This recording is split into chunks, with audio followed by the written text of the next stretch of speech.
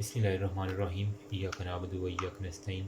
तो guys, last video में हमने ब्रेकियल आर्टरी को डिस्कस किया था। इसकी दो ब्रांचेस थी, रेडियल और अल्नर था। कुछ वेन को मैंने सुपरफिशियली डिस्कस किया था, रेटिनैकुलम को डिस्कस किया था। उतारने की कोशिश की है, नहीं उतर रहे। एनीवेज उतर ही जाएंगे 2-3 दिन तक। तो अभी जो है ना वो मैं अनास्टोमोस अराउंड दी एल्बो जॉइंट जो है ना वो इंतहाई इंपॉर्टेंट क्वेश्चन है यूएचएस का। अमूमन आया हुआ होता है। आप अगर पास पेपर देखें तो 1 साल छोड़ के 2 साल छोड़ के ये क्वेश्चन लाजमी आया हुआ है। अगर नहीं आएगा तो आपके सेंडअप्स के अंदर आएगा या फिर किसी भी ना एग्ज़ाम के अंदर आएगा। ये फर्स्ट ईयर वालों की मैं बात कर रहा हूँ। अच्छा, ये मैंने बताया था, ये था ब्रेकियल आर्टरी थी, ठीक है। ये क्यूबिटल फोसा के अंदर आ गई है। अब यहाँ से मैंने बताई थी एक जो पीछे की तरफ जा रही थी वो प्रोफंडा फेमरस थी, जो यहाँ से घूम के आ रही थी। अब जो आपने एनास्टोमोस बनाना है ना, सेम इसी तरह आपने अपने बाजू को जहन के अंदर लाना है, ठीक है। अब इसके अंदर एक ऊपर से पहले मैं मीडियल साइड की बताऊंगा, फिर लेटरल साइड की, जिस तरह मैंने याद रखा था ना, मुझे अभी तक याद है वो, ठीक है। उसी तरह ना आप याद रखेंगे, इंशाल्लाह आपको ना समझ आ जाएगी। ऊपर से देखें, ऊपर से 2 ब्रांचें निकालनी है ये ब्रेकियल आर्टरी से। इसको कहते हैं सुपीरियर अल्नर कोलेट्रल, क्योंकि ये अल्ना वाली अल्ना इस साइड पे मिडिल साइड पे है ना, इसी वजह से superior ulnar collateral, inferior ulnar collateral. Okay हो गया यार? ये कैमरे में नज़र आ भी रहा है कि नहीं आ रहा? 1 मिनट यार। अमूमन तो मुझे आर्टी को रेड से बनाना है, लेकिन यहाँ पे नज़र आने का थोड़ा सा मसला है, इस वजह से मैं ब्लू से बना रहा हूँ क्योंकि ये डार्क है। ब्रेकियल आर्टरी से ये ऊपर वाली सुपीरियर अल्नर कोलेट्रल, नीचे वाली इन्फीरियर अल्नर कोलेट्रल आ गई।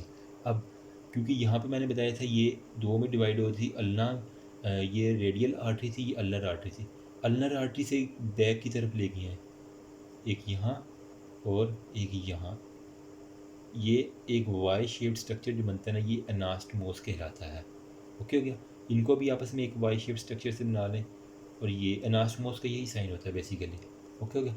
Superior ulnar collateral, superior ulnar collateral ऊपर वाली, नीचे वाली इन्फीरियर अल्नर कोलेट्रल।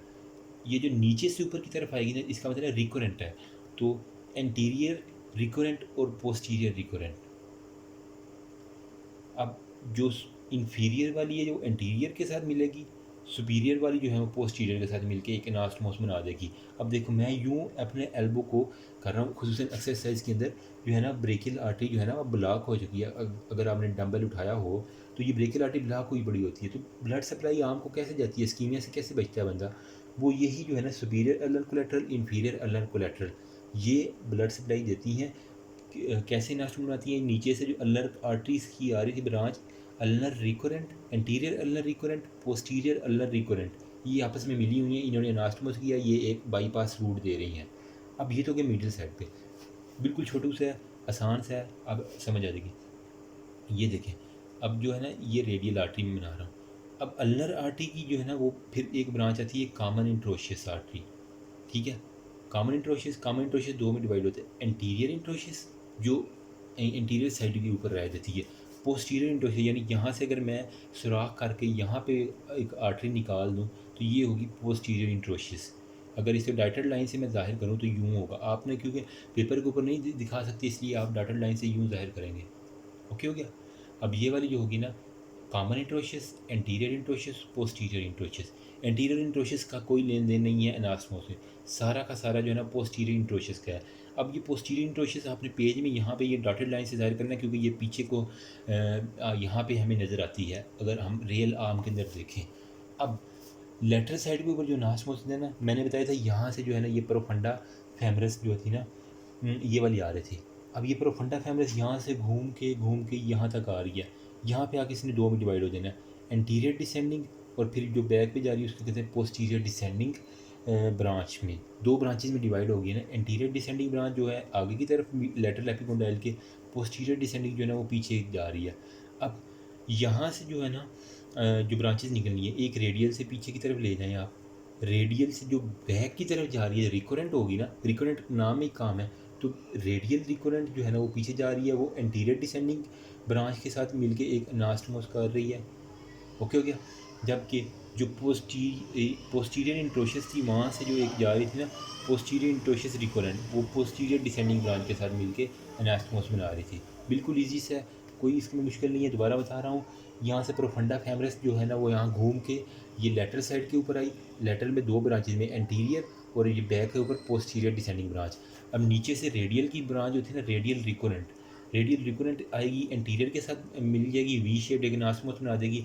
जबकि यहाँ से कॉमन इंट्रोशियस जो पोस्टीरियर इंट्रोशियस आई थी, पोस्टीरियर इंट्रोशियस एक पीछे की ब्रांच देगी यूँ करके। अगर हम बैक से देखें तो वो यूँ मिल जाती जाती जाती यहाँ से यूँ बैक तक आएगी। इससे हम कहेंगे पोस्टीरियर इंट्रोशियस रिकरेंट जो है ना वो डिसेंडिंग ब्रांच है, पोस्टीरियर डिसेंडिंग ब्रांच के साथ एनास्टोमोस करती है। अब आर्म को जिस तरह मर्जी या फ्लेक्स करें एक्सटेंड करें, ये जो है ना फोर आर्म की ब्लड सप्लाई नहीं जाएगी। होप सो आपको समझ आ गई होगी। If you have any query you can ask me.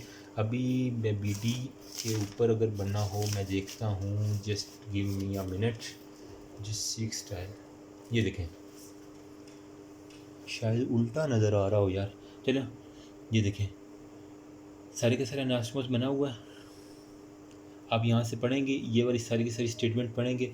मैं बता देता हूँ, लेटरल एपिकोंडाइल पे जो anterior descending branch, radial collateral इसका दूसरा नाम है, radial recurrent, posterior descending branch, profunda brachia की ये ब्रांचेज है ना। अब लेटरल एपिकोंडाइल प्रोफंडा ब्रेकिया वो कह रहा था वो जो है ना एनास्टोमोस कतीगी से पोस्टीरियर इंट्रोशियस जो थे ना, इंट्रोशियस रिकरेंट पोस्टीरियर इंट्रोशियस ही आ रही थी, जो मैंने ये बैक के ऊपर बताई थी, उसी की सारी ब्रांचेज आ रही हैं। इसकी मैंने ना चार्ट के ऊपर भी वीडियो बनाई हुई है, वो भी आप देख सकते हैं, ये प्ले लिस्ट में मौजूद होगी या चैनल के अंदर आप अगर जाके सर्च करें ना तो उसके अंदर मैंने वो प्रॉपर बनाई हुई है। ये जस्ट वो दोस्त को समझ नहीं आ रही थी, इस वजह से मैंने ये बाजू के ऊपर बना कर दिखाई है ताकि उसको समझ आ जाए। अब ये देखिए एंटीरियर अल्नर रिकरेंट, ये वाली एंटीरियर अल्नर, अल्ना से जो आगे की तरफ आ रही है anterior side of left medial epicondyle anterior ulnar recurrent, back में जो जा रही है वो पोस्टीरियर अल्नर रिकरेंट, वही कर रहा है। ये किससे नासमोर कर रही है, ये देखें सुपीरियर अल्नर कोलेट्रल और इन्फीरियर अल्नर जो होते हैं ना कोलेट्रल, सुपीरियर अल्नर कोलेट्रल और इन्फीरियर अल्नर कोलेट्रल, इनके साथ जाके नासमोस कर रही है। होप सो आपको समझ आ गई होगी। If you have any query you can ask me. इसके अलावा जो एक चीज़ रह गई है ना वो मैंने जो है ना वो क्लिनिकल डिस्कस करना था। एक होता है एब्स पैरालिसिस हो गया और एक हो गया क्लैम्पकी पैरालिसिस हो गया। अब जो एब्स पैरालिसिस है ना, हमें पता है कि ब्रेकियल प्लेक्सिस हम ऑलरेडी डिस्कस कर चुके हैं, C5 C6 C7 C8 और T1 इनसे मिल के बनता है। अगर C5 की बजाय C4 का कंट्रीब्यूशन ज़्यादा हो तो हम उसे कहते हैं प्री फिक्स्ड ब्रेकियल प्लेक्सिस। अगर T1 की जगह T2 का ज़्यादा कंट्रीब्यूशन हो तो उसे हम कहते हैं पोस्ट फिक्स प्री प्लेक्सिड। ये जो है ना शॉर्ट MCQs में बता रहा हूँ जो आते हैं। इसके अलावा एक और जो क्वेरी आई होती है ना एब्स पैरालिसिस की, वो होता क्या है बेसिकली मोस्टली पूछा जाता है।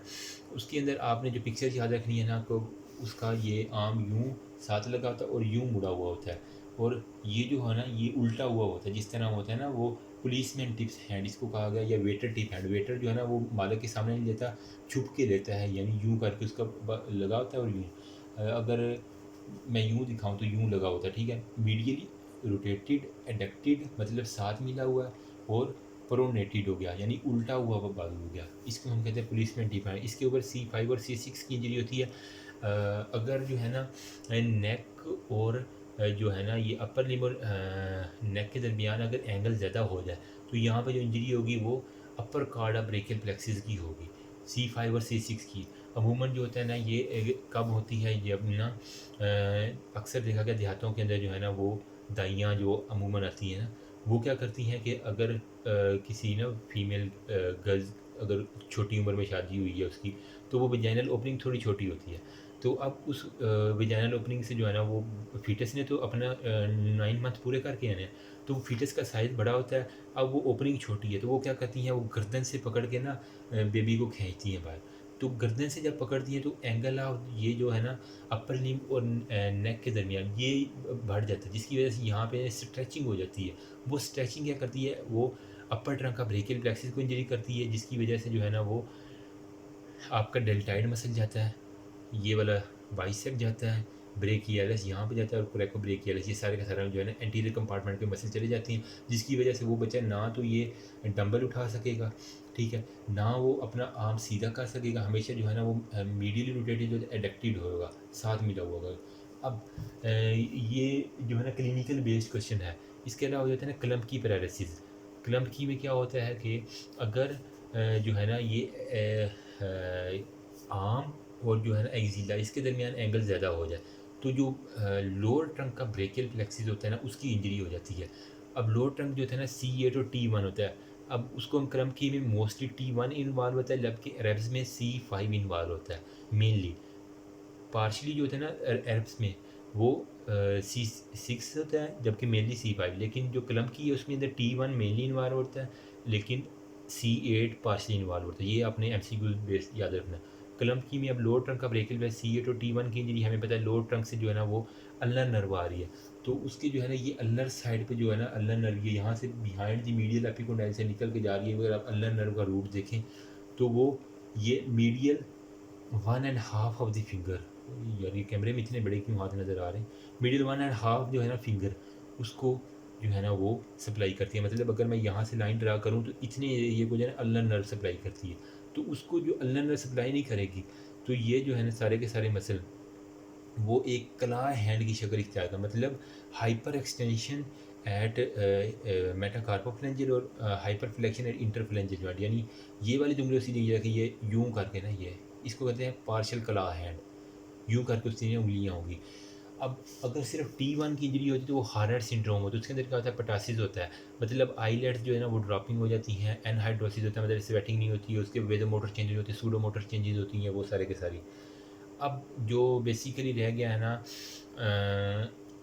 हाँ कलम की भी एक और था कि अगर एक जो है ना बच्चा वो एक हाँ ये कब कब इंजरी होती है ये पूछते हैं कि अगर ना बच्चे का आर्म पहले आ रहा है, वेजाइनल डिलीवरी हो रही है ना, तो उसका अगर आर्म पहले आ रहा है बाहर की तरफ तो वो दाइयाँ से क्या करती हैं आर्म को खींचती हैं, तो जबकि जो ये लो अपर लिम्ब और जो है ना शाफ्ट ऑफ दी ये आर्म इसके दरमियान जो एंगल ज़्यादा होता है तो स्ट्रेचिंग यहाँ पे जो स्ट्रेचिंग पड़ेगी यहाँ से लोअर ने ट्रंक होगा, अगर यहाँ पे होगी तो यहाँ पे एल्पोप्टेरासिस अपर ट्रंक की इंजरी, आर्म को खींचने से लोअर ट्रंक की इंजरी होगी जिसकी वजह से जो होगी क्लम की पैरालिसिस होगी।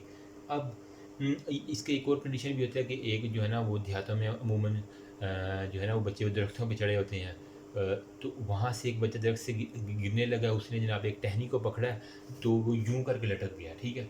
अब यूं करके जब लटक गया ना तो क्या हुआ है उसका जो है ये एंगल तो इंक्रीज़ हुआ, स्ट्रेचिंग भी अच्छी खासी होगी, तो उस वजह से जो इंजरी होगी वो भी क्लम की पैरालिसिस होगी। अब इसके अंदर जो है ना अल्लर कला हैंड मोस्टली होता है, बस यही है।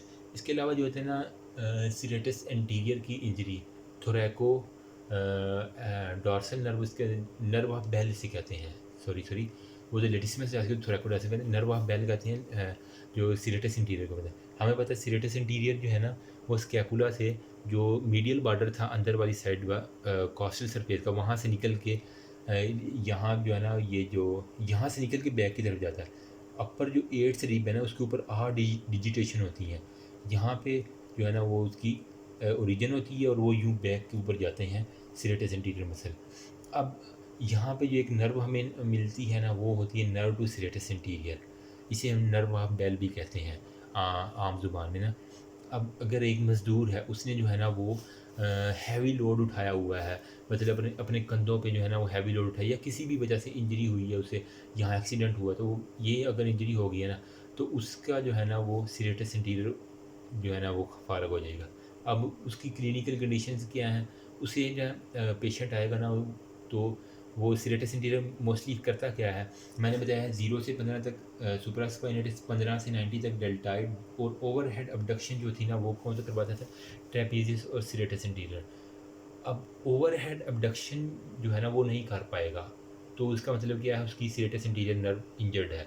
अब उससे इसकी चेक करने की क्लिनिकल कंडीशंस क्या हैं कि उसे कहते हैं कि ये आर्म को जो है ना वो बिल्कुल जो है ना दीवार के ऊपर दोनों हाथों को रखो, ठीक है, और उसके जो है ना ये यहाँ पे जो स्कैपुला है इसका जो है ना मीडियल बॉर्डर अगर वो प्रोमिनेंट हो जाए ना तो समझ लो कि उसकी सीरेटस इंटीरियर की इंजरी हो गई है, अगर वो प्रोमिनेंट ना हो तो इसका मतलब सीरेटस इंटीरियर की इंजरी नहीं हुई।